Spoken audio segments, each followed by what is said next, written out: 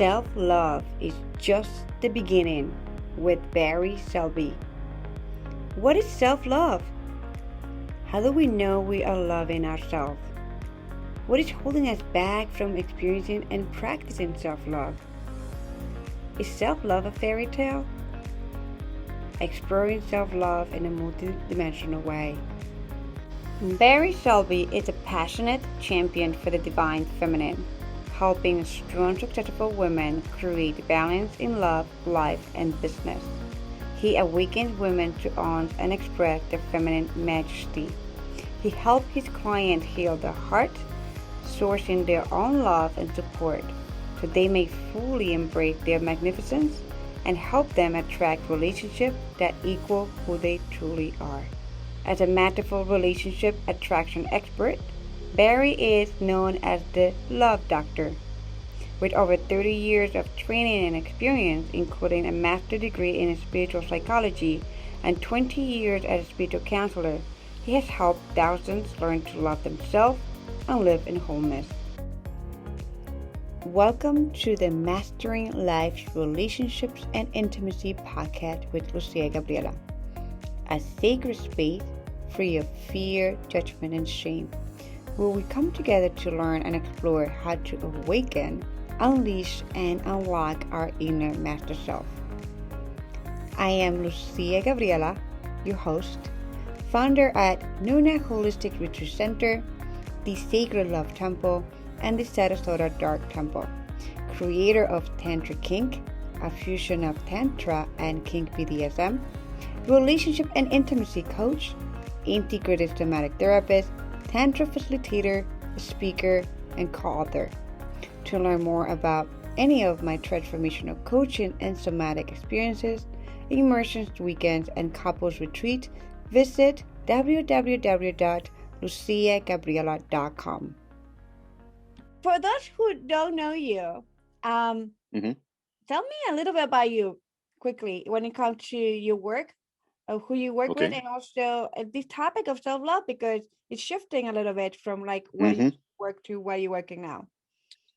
Certainly. Well, I mean, apart from, I won't tell you my whole history. That would take 4 hours and take too long anyway.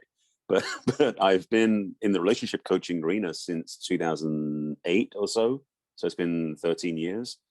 But what I've always found, and this is because my work, I've been doing personal work, personal growth work since the mid 80s, that the journey has always been about relationship with self. And it wasn't sexy to promote that as a business model. It's always like, let me help you find the love you want, the relationship you want, because that's what everybody wants to see marketed to them.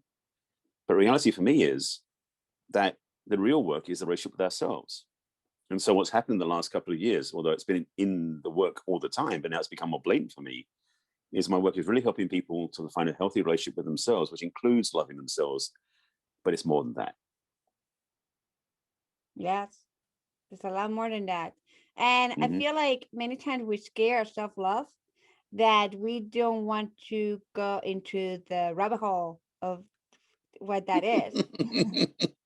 Right? Well, yeah, absolutely. And the thing, we were talking earlier about people want a more conscious, awake, and a conscious relationship. Well, the only way you can have that is if you're doing it to yourself already.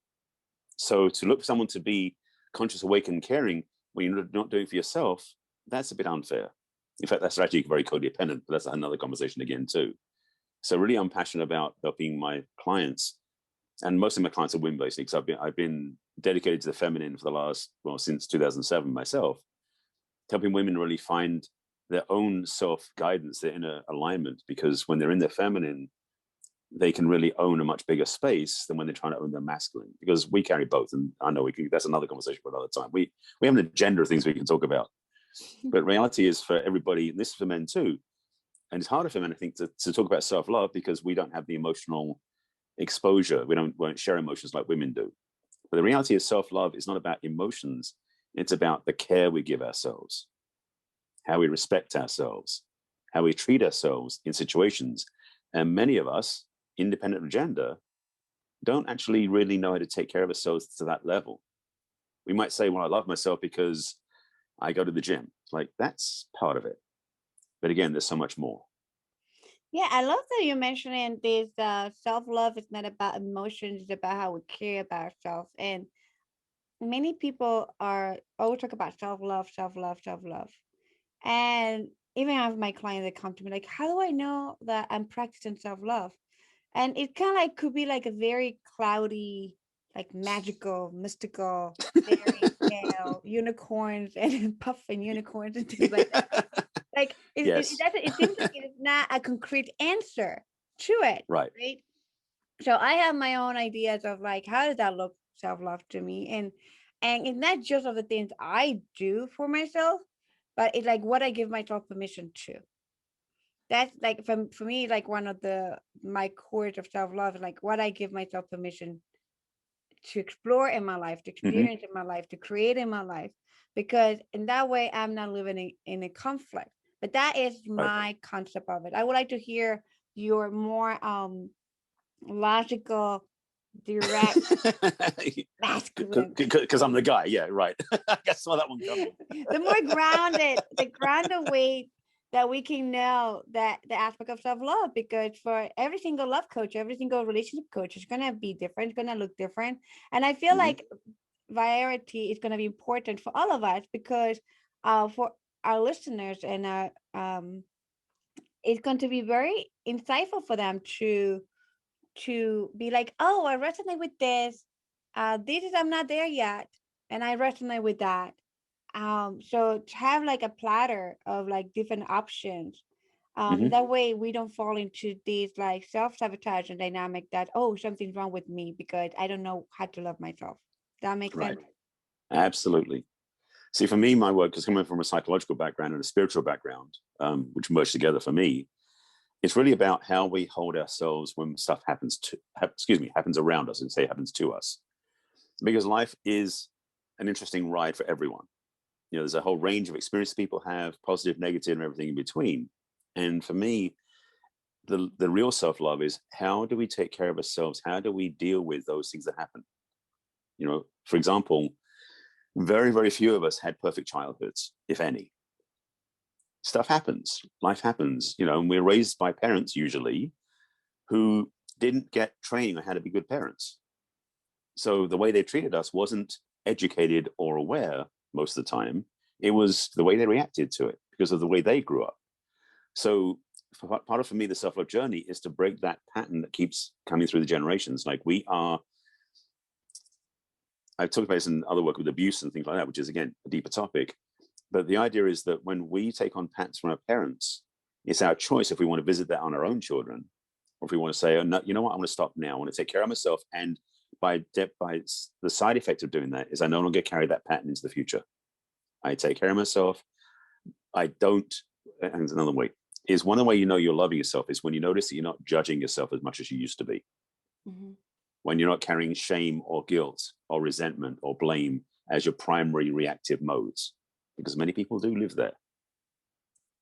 And also when you make mistakes, because welcome to life, you're not cursing yourself for making the mistake. You go, that was kind of annoying. How can I fix that? Or what can I do differently? Those sort of things, as subtle as they are clues that you care about yourself. This is what self-care for me is about. It's not about, okay, going to the gym or eating right, although those help.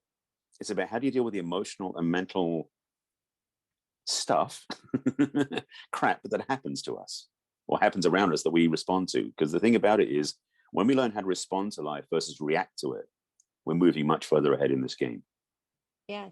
What I think I'm hearing is like, how do we care about ourselves, not just physically, but emotionally, mentally, and spiritually? Like, what Yeah. level of consciousness we bring into those realms of our life? And you make a great point, because it is exactly what a lot of people sometimes are confused about, because they think that self-love is just about caring about yourself in the physical realm, right? Like what Yes. you eat, how much you work out, where do you work out, like what kind of clothes you wear.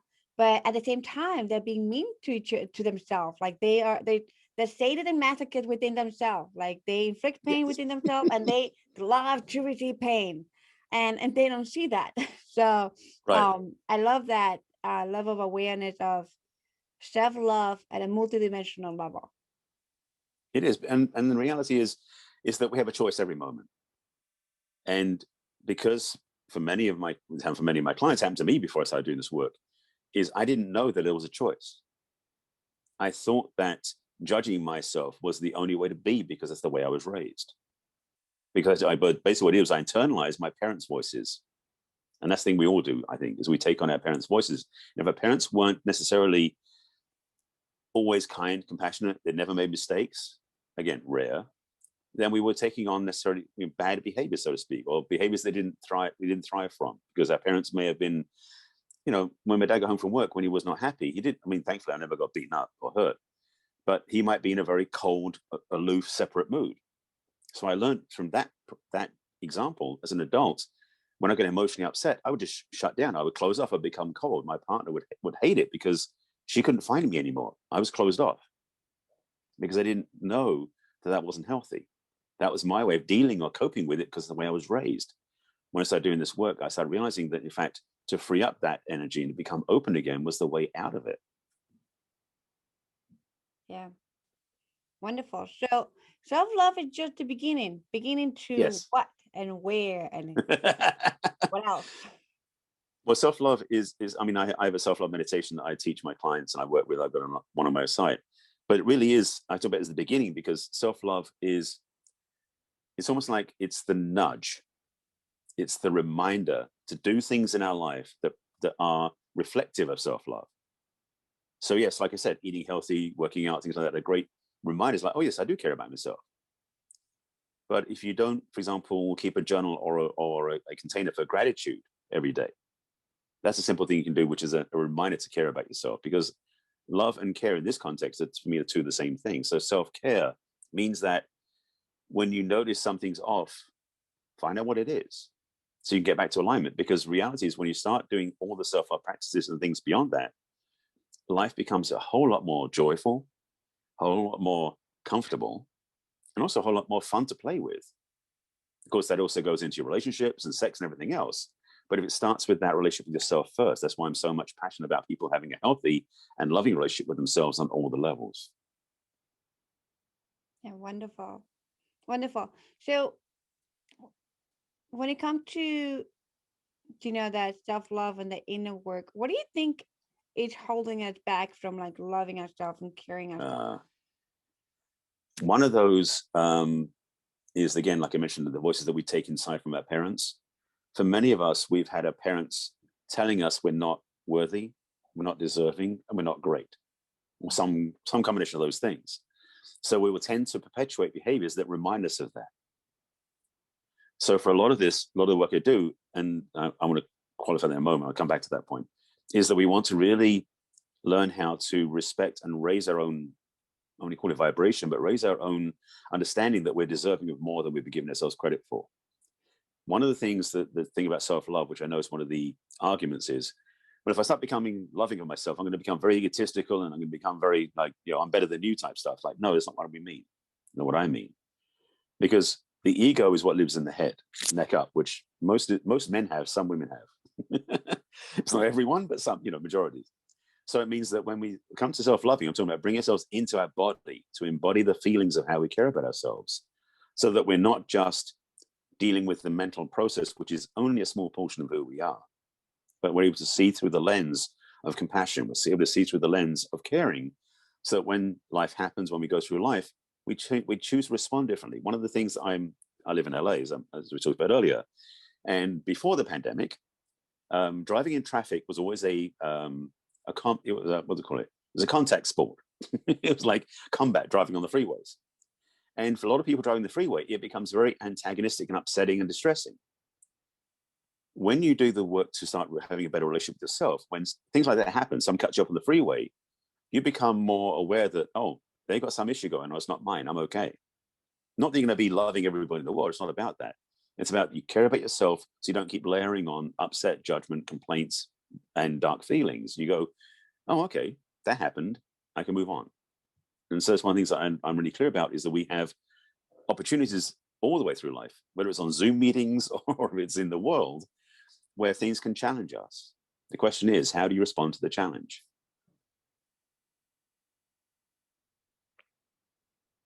Yes, that's a great question to ask ourselves. I have a few of those. Yeah, that's Oh, but But let me sorry, you said a question. I realized I didn't answer your question exactly. So let me go back to that, because you mentioned about how do you work with this. There's two things I think are really key to this. One of those is to own your worth. Now, I said I come from a spiritual and psychological background, and what I realized is that a lot of us have forgotten that who we are already worthy when we were born. It's like, I know in the Catholic faith, and I'm Jewish, but in the Catholic faith, it's like you're born to this original sin, the whole thing about that, where basically you come in and basically you're screwed from when you're born. Worth has to be chased after, something like that. My belief system is, because we are spiritual beings having a human experience, that we're already worthy. We just pretend that we're not. And this is the key. It's the pretense that we have. So that's one piece. The second piece is, and this is the work that I've talked about quite a bit in my coaching, is we fall into this trap of thinking other people control our feelings. Other people control our value. Other people control our worthiness, which is the codependent trap that we've been trained to live in. You know, from Jerry Maguire, "You complete me." That phrase, I love using it because it's such a great term for the epitome of what codependency is. Like, nobody else completes you. You're already whole and complete yourself. And when you remember your worthiness, not build into it, when you remember your worthiness, then life gets a lot easier. Yes. I feel like, yeah, I love when you mentioned that, like, you complete me. It's like such a self-sabotaging, you know, I would say toxic belief system when it comes to being in a relationship. Like, you complete me. Like, it just gonna um send us in the rabbit hole of destruction. Because Well, yeah. we're not giving ourselves permission to see our value. So, it's what I think I'm hearing from you. It's like recognizing our value is truly important. And even when being in relationship, when we don't recognize our own value, nobody else is going to recognize it. And if somebody Exactly. recognize our value for ABC reason, um they're not going to honor it, because they know that we don't recognize our value. So we will be feeling taken for granted, because we're not recognizing the value. And I feel like we don't recognize how powerful we are. We don't recognize how important and significant we are, how magical, how magical we are. Not just unicorns, but we are really magical beings. It's just the sense of that we are manifestors, believe it or not. Like, we are manifestors. We do attract and manifest amazing things and experiences in our life, and we don't give ourselves credit for it. We don't see the value in there. And then we take ourselves for granted. And of course, everybody outside of us is going to take us for granted, not see our value, and going to treat us, and they're going to want to be with that, not want to be with that. They're going to play games. And when we see our value and we embody it, not just see it, but embody it, like make it, bring it into your body, and like feel it into your body, feel it as who you are. When we are there, I feel like we're in a very empowering space to say no. I'm not into this relationship. I'm not happy about this. It is not comfortable. It's just, and speak up. And I feel like one Absolutely. of the issues about not recognizing our value is that we don't speak up, and we tolerate shit. That is a very, very true statement. The thing about the one thing I talk about, the puppet master syndrome, is that when we had this thing where you complete me, or you make me whole, or you make my life so perfect, you're making them your puppet master. You're giving them your strings so they can control your every feelings. I have a video series on my website called Cracking the Codependency Code. It's 5 videos that a friend of mine I put together. We talk about these different things that we fall in the traps of, because codependency is a way of life that most people still live, where their feelings are controlled by other people.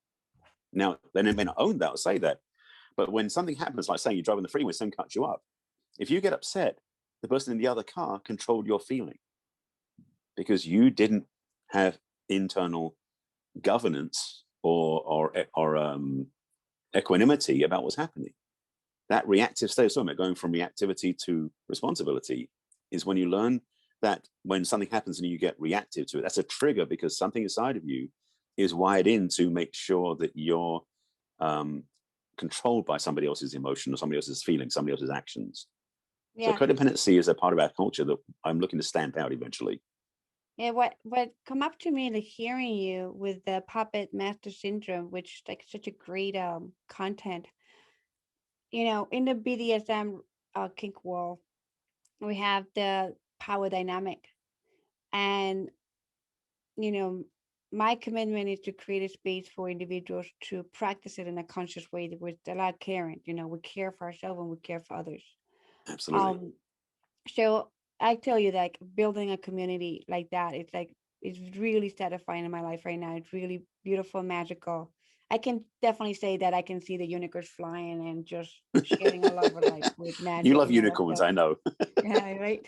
But what it comes like what I'm hearing and listening to you is what come up to you, what come up to me around that is that when you're the master, from a place of consciousness, um, nothing can be done to the sub without their consent.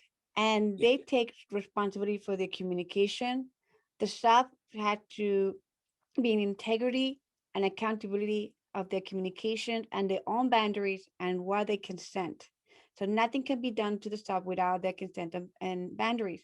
So for in this wall of relationship, when we are in this puppet master syndrome, it seems like it is a dynamic to not have responsibility for anything, to not take responsibility for anything, to not be accountable for anything, and we blame the master because Absolutely.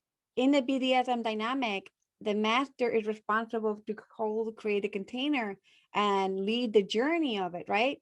But the sub is responsible. It has a lot of responsibility to it. And if you don't communicate well, that's on you. That's not on the master because the master is not going to read your mind. The master or the dom is not going to, kind of like read it. Like if you don't communicate, how Right. do we know? So you are Right. fully So, so, responsible. it's, so it's true. It's exactly. I mean, even in that situation, as much as deal with your neighbors, it's the same thing. It's the same energetic paradigm. So, absolutely, learning how to cut the strings so you take responsibility of yourself, whatever role you're playing, whether it's that one or another one, doesn't make a difference. Is where the work really is. Yeah. And I feel like, why do you think that people are afraid to take responsibility for their emotions and their feelings and even their own Well, mindset? I'd say it's a couple of things. One of which, again, is our upbringing, because we were raised in an environment where codependency was taught as a way of life. And so we learn, and by the way, this is the part of the other part of the work with my clients, is that how we're raised is how we learn to love. So if we Mm-hmm. learn to love through a codependent filter, that's what we'll do as an adult too. So if we learn to love by people pleasing, or learn to love by addiction, some form of addiction, same thing's true. So part of why we are in codependent patterns because we were raised that way. The second part is there is a fear for some people of responsibility because they're feeling like somehow they won't be able to handle it or it's too much work. But what they're not realizing is the price they're paying of the work that they're costing themselves by being codependent is way higher than being responsible for themselves. Yes. So those are the two main reasons why I think codependency still happens. And also we live in a culture that teaches us codependency, as I mentioned in the movie. I mean, every love song that's been out is about you make me whole or you'll die without you. These sort of these sentiments that are so codependent. I mean, if you listen to love songs from the mindset of going, what are they really saying? It's like, oh God. So one of the things I was thinking while you know you are talking about this is like, oh my gosh, like all of us who are parents, right? It's like the level of responsibility that we have to love ourselves, to care for ourselves, care for emotions, care for of like healing ourselves, and like what it is that we actually inherit into our children. Like what are we Yes. teaching them without teaching them? Like what are they observing? Yes. That's it. And such a to me like had being a mother is like so much responsibility, not just for my for my 12 years old, but also for the newborn. And like it's funny because this morning I was telling my daughter, I said like my second daughter is kind of like my joy, like the baby. She's like she had brings Yeah. a different level of joy in my life, that I felt like I was missing a little bit because it was like there was a lot of drama going on with court systems and parenting court stuff, blah blah blah. So, and I was saying like, and my daughter's like, oh, you call her, she's your joy, and on what I am. And like I said to my daughter, like, you are my alchemist, you are my master, because with you, I have learned so much about myself. I have learned like how to even be a better mother. And I feel like I am going to, because of you, I'm going to be a better mother for Arabella, the little one. Hmm.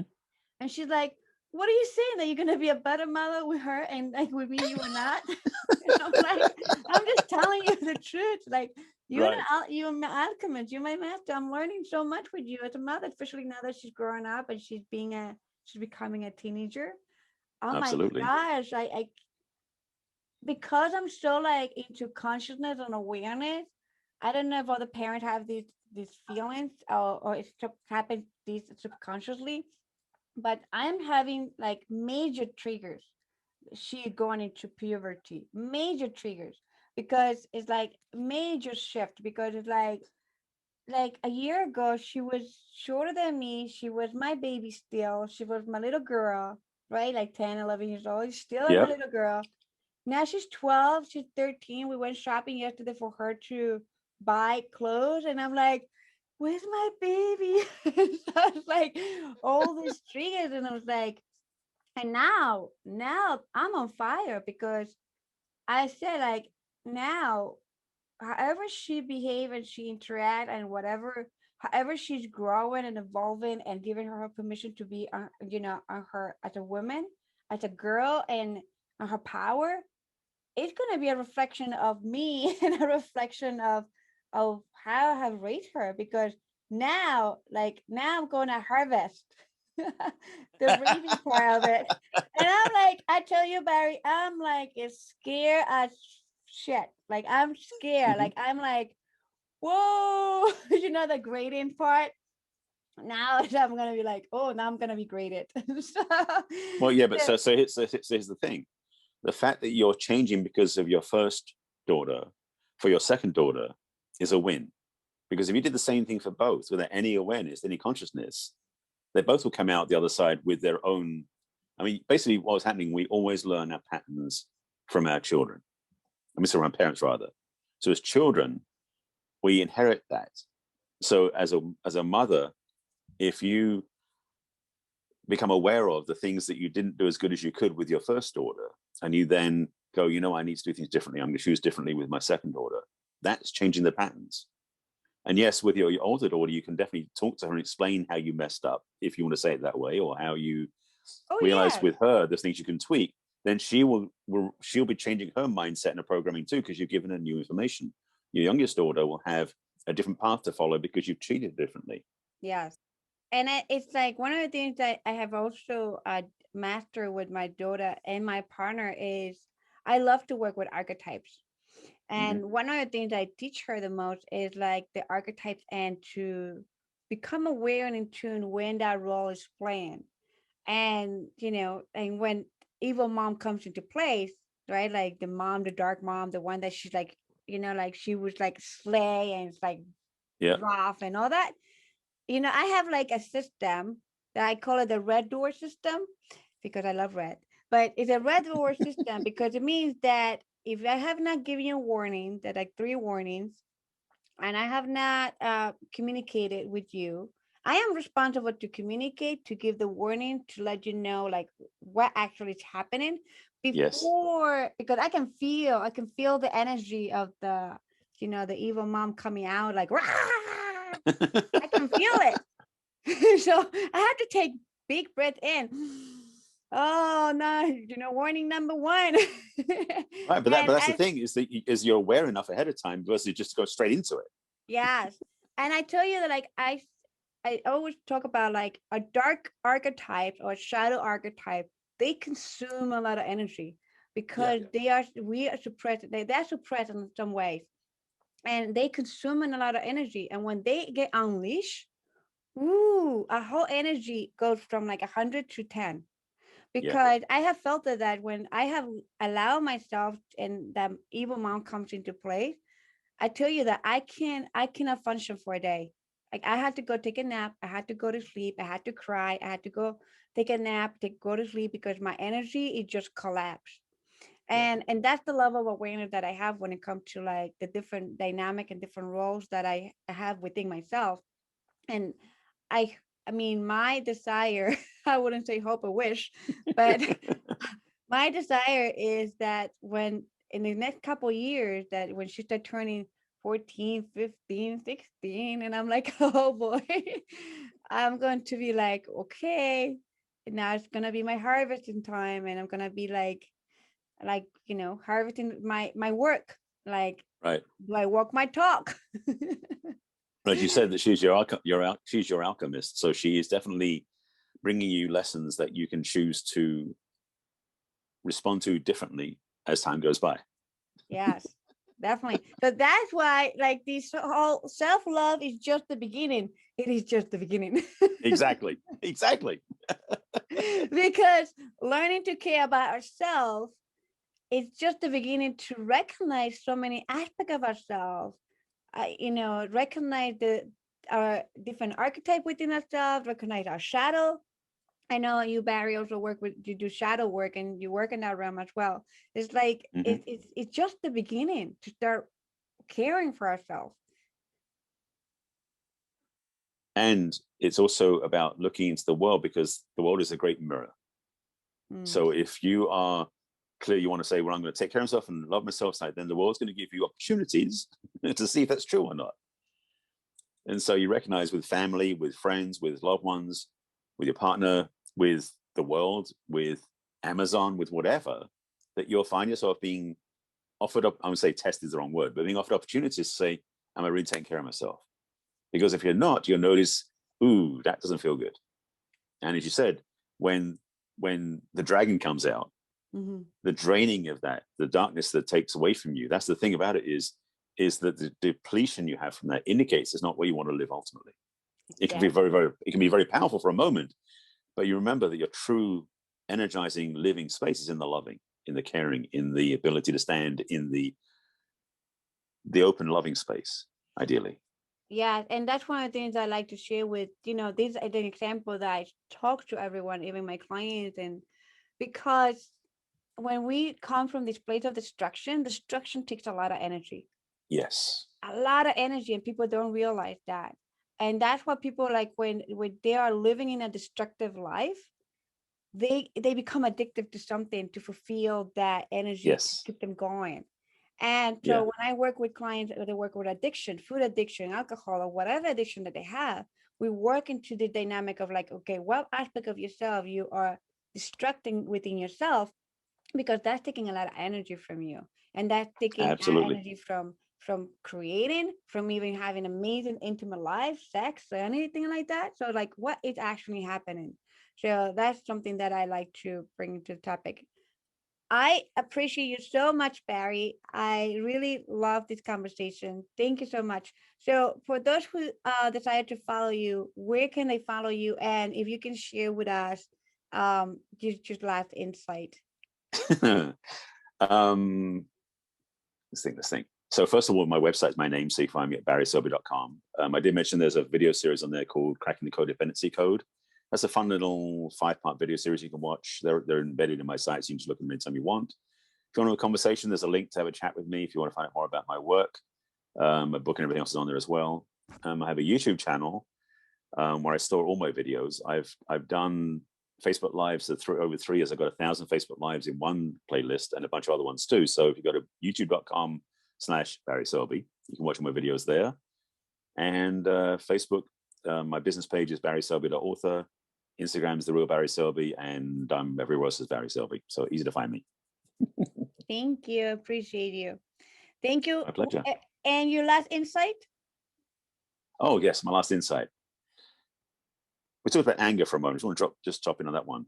Anger isn't always destructive. Depending how you use it, it can actually be constructive. So just be aware that anger, you shouldn't be scared of it. Just watch how you use it. Exactly. Awesome. Powerful. We can have another video on that one. Yes, we can. There's plenty of stuff to talk about. So much that we can talk with Barry. So you guys are gonna have to come back to another episode here at Mastering Life, Relationship, and Intimacy with Lucia Gabriela. Thank you for joining us and see you next time. Love you all. Thank you for joining us on today's episode. And remember, you are a powerful, incredible, and delicious creator and master of your life. Loving you and see you next time.